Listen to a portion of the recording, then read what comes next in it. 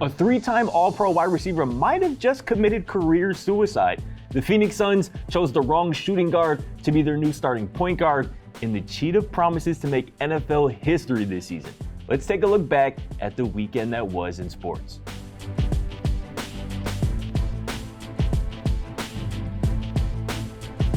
What's going on, everybody? Welcome into the last weekend in sports. Thank you. Okay, I see what. Yes, sir.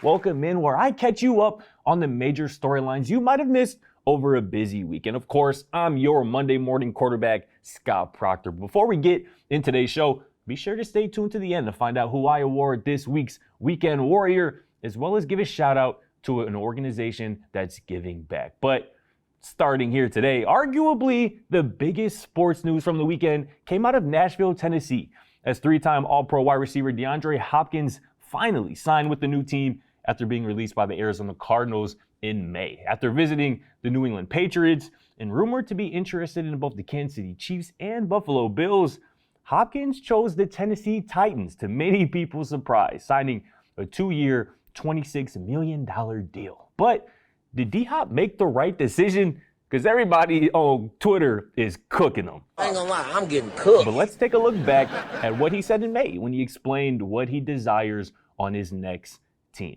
First, a quarterback that loves the game and brings everyone on board with him, Hop says. That was a careful use of words because he didn't say he wanted a star quarterback, a top 5 quarterback, just someone who loves the game and is a leader. Ryan Tannehill is that, and maybe Will Levis is that too. Next, Hop said he wants a great defense, particularly a great defensive line, because defense wins championships, Hop says. Well, there aren't many defenses in the NFL better than the Titans. They allowed the 10th fewest points per game last season.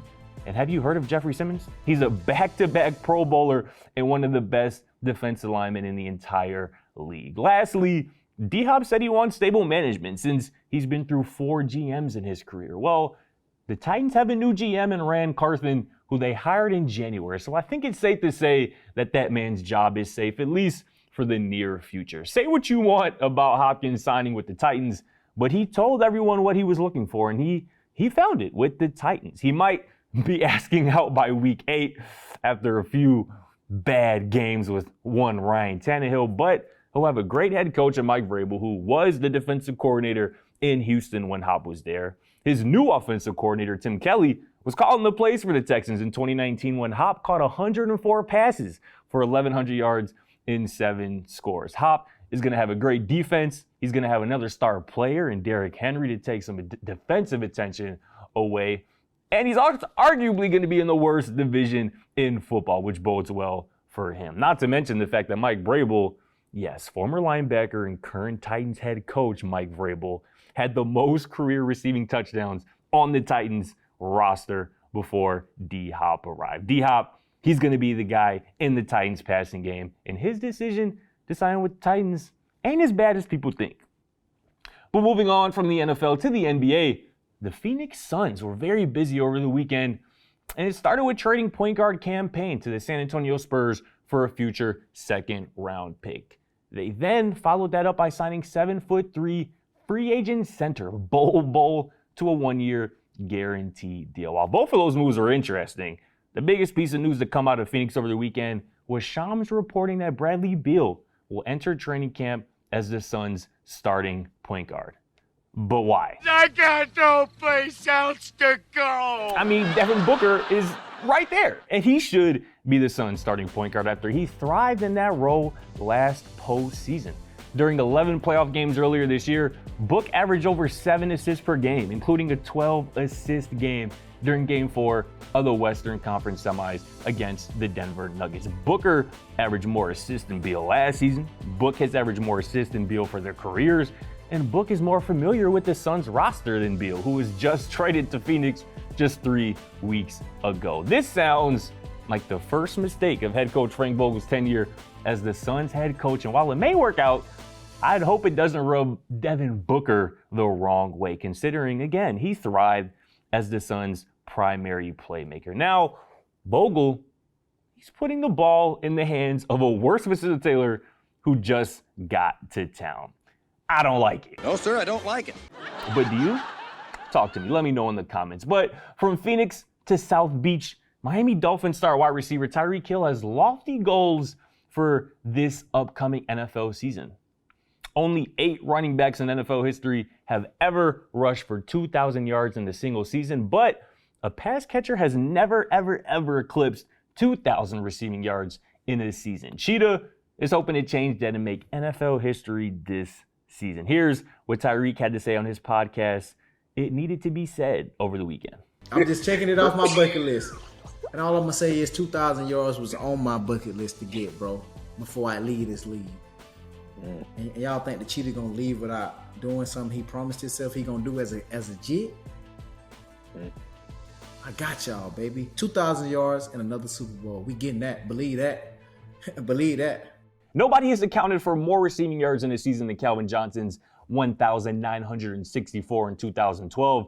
But if anybody is going to break that NFL record, it's Cheetah. I got this! This man, Tyreek Hill, has made the Pro Bowl 7 times.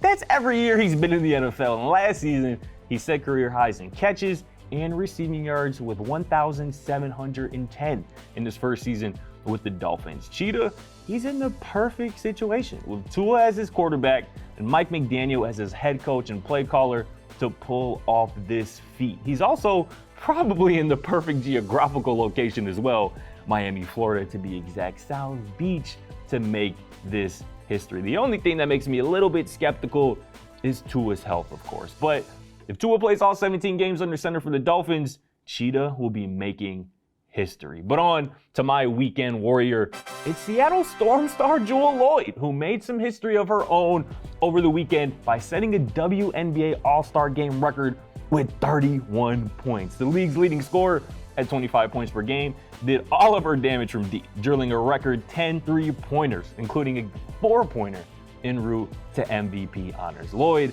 was even awarded a nice-sized MVP trophy, unlike the little teapot Kelsey Plum was given last year as the All-Star Game MVP. But Lloyd is one of the WNBA's brightest stars, and she's my weekend warrior. Lastly, let's give a round of applause to the Elephant Sanctuary. Located in Hohenwald, Tennessee, the sanctuary provides captive elephants with individualized care, the companionship of a herd, and the opportunity to live out their lives in a safe haven dedicated to their well-being. The sanctuary is truly one of a kind, as the only sanctuary in the U.S. certified by the Association of Zoos and Aquariums. The sanctuary, it includes interactive exhibits, a theater, an outdoor classroom, and lets virtual attendees watch and feed the elephants from the comfort of their own home.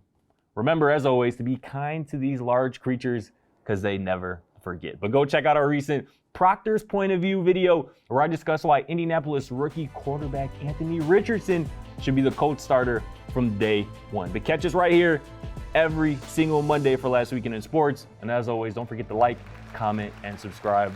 Take care.